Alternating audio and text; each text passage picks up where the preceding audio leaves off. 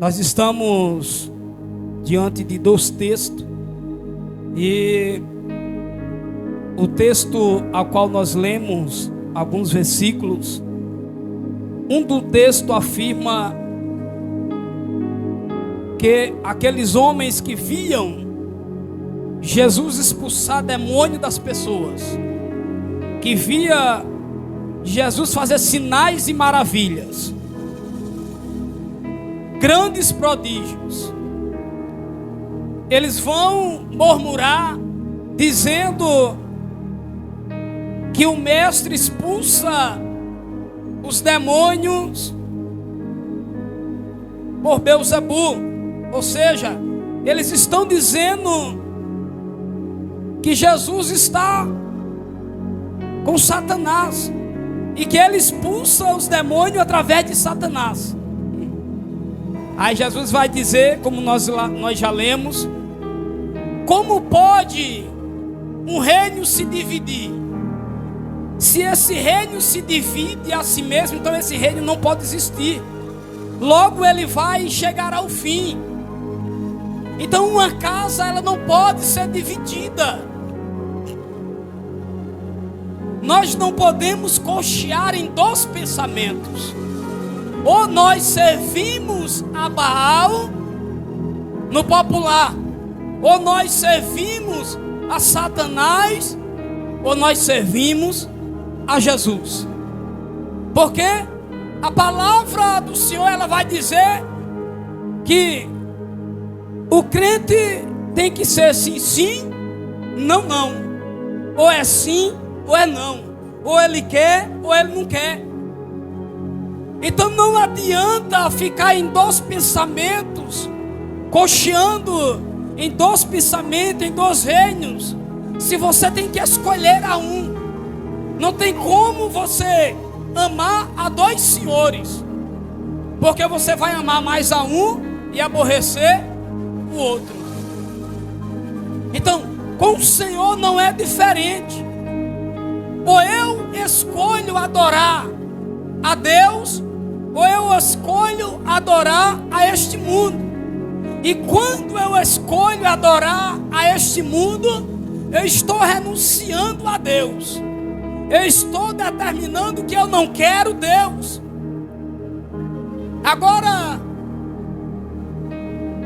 os dias em quais nós vivemos hoje, não está sendo fácil permanecer dentro da igreja, não está sendo fácil permanecer como servo, como ovelha, como cristão. Por que eu estou dizendo isso? Porque muitas pessoas, e hoje é assim, querendo ou não, nós ouvimos e somos obrigados a entender que aconteceu e está acontecendo. Que as igrejas, elas estão muito vazias e cada vez mais esvaziando. Agora, é culpa do pastor? É culpa da palavra? É culpa do dirigente? É culpa de Deus? Não. A culpa é nossa. Porque quando nós logo deixamos de olhar para a palavra de Cristo e olhar para as dificuldades, nós estamos dando brecha para que a dificuldade fique mais forte. Nós estamos dando brecha para que os pensamentos enfraqueçam mais. Quando nós temos um pensamento positivo, nós alcançamos coisas grandes. Mas quando nós temos um pensamento negativo, a tendência é alcançar coisas pequenas.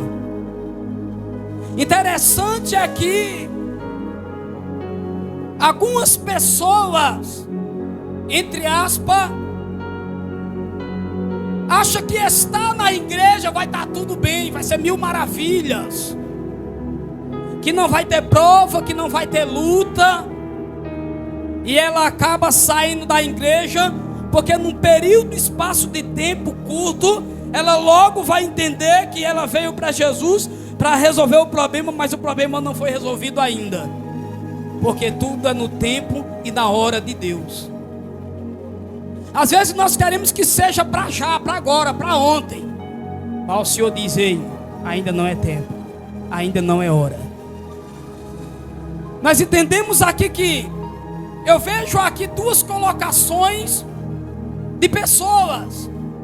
Aqui existe uma multidão que estava com ele, que andava atrás dele para ver milagres, para ser curado, para tocar nele, para andar com ele e servir a ele. Mas no meio dessa multidão também existiam murmuradores. No meio dessa multidão tinha aqueles que estavam só para aparecer, ou para ver o que ia acontecer, no que era que ia dar. Então os dias que nós estamos vivendo agora, meu irmão, minha irmã, é um tempo de uma geração fraca, a ponto de deixar uma pequena palavra contaminar o seu coração. É ou não é? A verdade é que nós queremos estar dentro da igreja, não para agradar a Deus, mas para agradar a nós mesmos. Porque a vontade de agradar o Espírito Santo do Senhor já passou. Foi no primeiro amor, foi no primeiro estágio, quando você dobrou os joelhos, aceitou Jesus como Salvador da sua vida, quando você nunca conheceu a Cristo. Aí você caiu com tudo de joelho, se humilhando, se rasgando e dizendo: eu quero servir a Jesus. Tudo no primeiro amor é mil maravilha. Não tem pedrada que derrube um crente quando ele está no primeiro amor. Não tem luta que derrube o crente quando ele está no primeiro amor. Não tem capeta, não tem demônio que derrube o crente quando ele está no primeiro amor. Porque o crente no primeiro amor é crente que jejum, é crente que ora, é crente que consagra, é crente que luta. Mas logo vai passando os tempos, os anos, e a gente vai prestando atenção na palavra de Deus. E muitas vezes a pessoa, ela tem chamado para a palavra, para o louvor, ela tem chamado para evangelizar, ela tem chamado para ser aquilo que Deus quer para a vida dela. Mas muitas vezes ela vai relaxando com o passar do tempo, e logo o primeiro amor já não existe mais, porque ela esfriou. Agora ela nem é quente nem é morna. E a igreja primitiva dos dias de hoje nem é quente e nem é morna.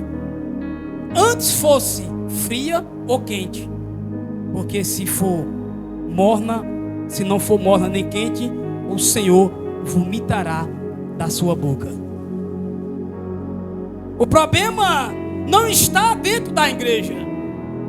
O problema não está na liderança, não está no pastor, não está na missionária, não está em Deus. O problema está na própria pessoa. Quando ela enxerga as coisas da maneira que Deus quer que ela enxergue, aí ela vai ter uma vida bem sucedida e uma pessoa alicerçada na rocha. Quando ela entende que o trabalhar é de Deus e não dela, ela vai ser uma pessoa firmada. Por isso hoje existe muitas pessoas que estão cumprindo o que a palavra vai dizer, que no passar dos anos, dos tempos, o amor de muitos se esfriaria. Pessoas estão cumprindo, fazendo questão de cumprir isso. O amor de muitos se esfriariam. Porque a igreja, ela hoje só enche se for uma igreja que profetiza bênção. Se for uma igreja que profetiza cura. Se for uma igreja que profetiza casa, carro, dinheiro. Ela é cheia, ela vai encher. Ela vai encher. Eu fui comprar algo hoje ali no Malvaçu e Eu não sei porque eu abri a boca e falei aquilo, mas eu acredito que foi impulsionado pelo Espírito Santo, que quando eu vim ver, eu já tinha falado, as mulheres ficam olhando para mim assim, e eu digo, mas não é verdade? E ela só balançava a cabeça. Quando eu cheguei de frente ao Nova Sul, estava aquele bar que é do lado lá, o som, uma altura terrível, cheio, de pessoas fazendo a vontade de quem? Do diabo. Quando eu entrei dentro do Nova Sul, eu não queria falar, mas algo me impulsionou a falar. Eu creio que foi o Espírito Santo. Quando eu entrei dentro, eu disse: o bar do diabo está cheio de adoradores do diabo. Se fosse um pastor, já tinham chamado a polícia. Ficaram tudo olhando para mim sem entender, porque eu só fui entrar. Aí depois eu olhei para eles, quando eu caí, isso não é olhar para mim. Porque é a verdade, irmãos. É a verdade. Hoje, o que é certo já não é mais certo. Servir ao Senhor é loucura para o mundo. Tá na igreja é tolice. Deixa de ser tolo, rapaz. Deixa de ser besta. Vai curtir a tua vida. Ei, você vai curtir a vida, mas vai perder a tua salvação. Quer curtir a vida? Pode, vai curtir. Mas no grande dia vai perder o mais precioso, que é a vida eterna, que é a salvação eterna. Perseguiram primeiro a Jesus. E você acha que não ia perseguir a nós, não? Você acha que não ia perseguir a igreja, não? A Bíblia diz que a igreja será perseguida. Ei, então não tem para onde correr, não tem para onde escapar, não tem que murmurar, não tem que dizer, eu não aceito isso. Ei, Senhor, eu sei que a tua igreja vai ser perseguida, mas o Senhor ainda também está no controle. Eu sei que a igreja vai estar sendo perseguida, mas Deus ainda está no controle. Paramos para pensar, igreja. Paramos para pensar. Quem lembra do começo da pandemia? Veio para acabar com tudo. Veio para derrubar crente, esfriar crente, matar crente. Crente que já era bocudo, crente que já não gostava de ir para a igreja. Ei, a pandemia foi o remédio. Já estava fraco, então a pandemia foi a vitamina para ele não ir para a igreja mais. Ah, mas a carne é fraca, é? Então o pecado é vitamina. Vitamina de crente é pecado quando ele está fraco, né? Em vez de ser o Espírito Santo, em vez de ser a palavra. Porque quando o crente cai, é pior do que quem não conhece a Cristo. O camarada que fuma, que ele não quer ser Jesus ainda e que bebe, ele deixou de beber, deixou de fumar, mas ele não quer voltar nem a pau a fumar, nem beber. Mas o crente quando sai da igreja, quando se determina que não, eu não quero mais esse Jesus, a primeira coisa que ele vai fazer é botar um cigarro na boca e um copo de cachaça. Conhecedor da palavra. Ei, mas fique sabendo, o mais duro juízo vem primeiro para o povo de Deus. Primeiro vai começar por aqui, ó. Depois lá fora. E Deus não vai ter por inocente quem está na casa dele falando de línguas, quem está na casa dele pregando a palavra. Naquele grande dia, se ele tiver errado, Deus não vai ter ele por inocente não, viu? Porque o Senhor não vai passar a mão na cabeça de ninguém. O problema das igrejas hoje, de alguns pastores, é porque não prega a renúncia do mundo. Ei, quer ser salvo? Tem que renunciar à sua própria vontade, meu querido. E renunciar às minhas próprias vontades é renunciar ao mundo, é deixar o pecado, é deixar as coisas que não convêm para Deus. Mas nem todos querem. Nem todos querem deixar, nem todos querem renunciar ao mundo. Porque o mundo, aos olhos do povo, aos olhos das pessoas, oferece coisas maravilhosas. Mas aos olhos de Satanás é um prato cheio. para tirar a salvação de crente. E você acha que o Espírito Santo está contente com isso? Quem decide, a decisão é minha, a decisão é sua.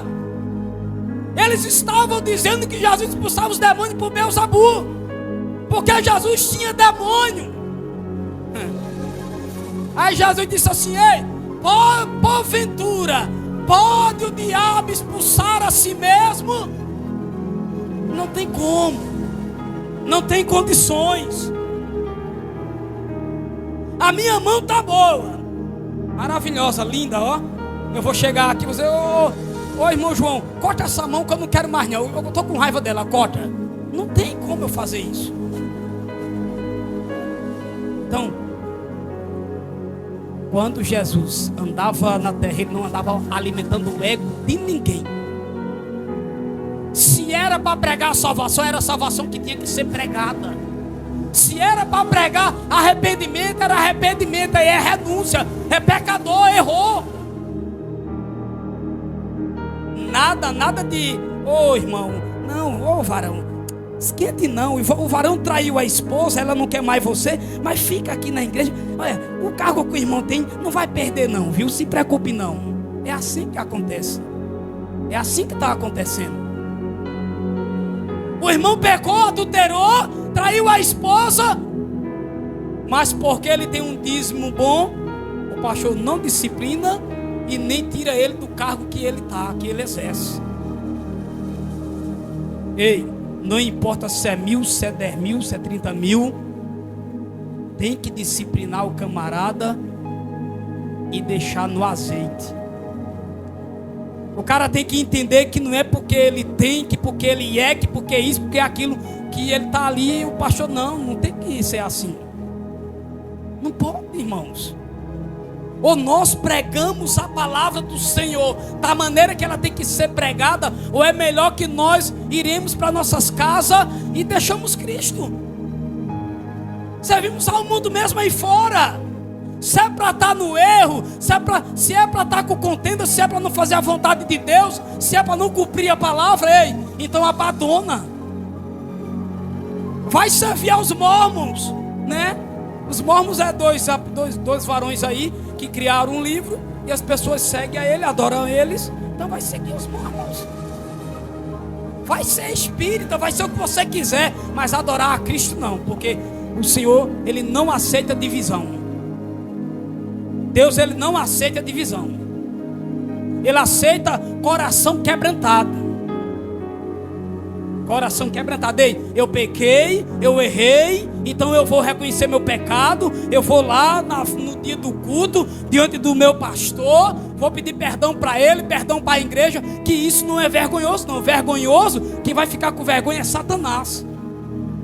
Satanás é quem vai ficar com vergonha quando ele vê uma pessoa que pecou e vir aqui em cima pedir o microfone, dizer: pastor, eu quero pedir perdão para o Senhor, pedir perdão para Deus, para a igreja, e hoje eu quero renunciar com o meu Senhor. Isso é bênção, alegria para Deus e vergonha para o diabo. Agora, quando nós envergonhamos ao Senhor, é quando nós permanecemos no erro, e quando o pastor vai dar algum conselho, a pessoa, antes de receber o conselho, já sai murmurando, sai criticando. Por isso hoje, quantas pessoas estão doentes espiritualmente e é difícil ficar firme na igreja, é difícil permanecer naquilo que o Senhor chamou. Será que Jesus arrastava uma multidão porque ele curava os enfermos, porque ele expulsava os demônios? Será que era por isso? Não, eu acredito que não. Eu acredito porque ele era a luz, ele era o Salvador, o príncipe da paz. E por onde ele passava, a treva batia em retirada. Por onde ele passava, o que estava torto se endireitava. Por isso a multidão o seguia. Mas no meio da multidão tinha aqueles que iam para apontar para Jesus. Então, meu irmão, minha irmã, se o próprio Jesus foi caluniado, apontado, xingado, cuspido, esbofeteado, pregado em uma cruz, você espera que você vai passar por nada, não é?